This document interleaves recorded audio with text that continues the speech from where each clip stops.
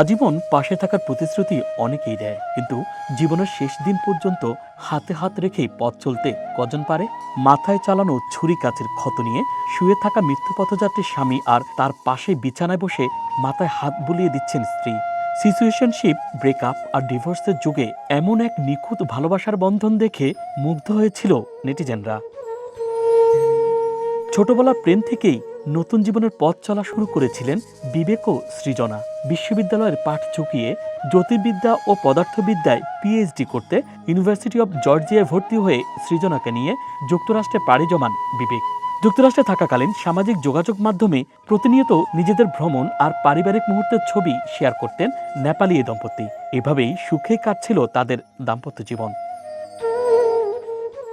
কিন্তু ২০২২ সালে বিবেকের জীবনে নেমে আসে দুর্যোগ। ব্রেন টিউমার ধরা পড়ে তার। ক্যান্সারের সঙ্গে চলতে থাকে যুদ্ধ। ২০২৩ সালের ৫ জুন সৃজনার ইনস্টাগ্রাম পোস্টে বিবেকের ছবি দেখে স্তব্ধ হয়ে যান ভক্তরা। সদা হাস্যোজ্জ্বল পরিপাটি বিবেককে যেন চেনাই যাচ্ছিল না। কেমোথেরাপির প্রভাব তার শরীরকে প্রায় ধ্বংস করে ফেলেছিল। ২ বছর ধরে ক্যান্সারের সঙ্গে লড়াই চালাচ্ছিলেন বিবেক। তার এই কঠিন সময়ে গোটা লড়াইয়ে তার পাশে ঢাল হয়েছিলেন স্ত্রী সৃজনা। কেমোথেরাপি চলাকালীন ক্যান্সারের প্রতিটি ধাপ, প্রতিটি কষ্ট সামাজিক যোগাযোগ মাধ্যমে শেয়ার করতেন তারা। এই যুদ্ধ যেন তাদের ভালোবাসাকে আরও দৃঢ় করে তুলেছিল। বিবেকের শারীরিক অবস্থা দিন দিন অবনতি হতে থাকে। চিকিৎসকরা জানান তার হাতে আর মাত্র ৬ মাস বাকি। এই শেষ ৬ মাস জীবনের সেরা মুহূর্তগুলো কাটানোর চেষ্টা করেন বিবেক ও সৃজনা। কেউই এক মুহূর্তের জন্য ভেঙে পড়েননি।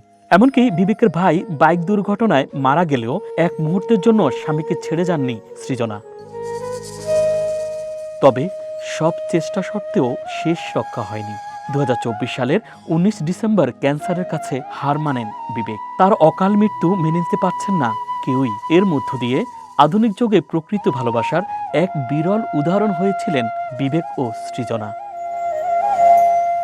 Dhaka Express, desk report.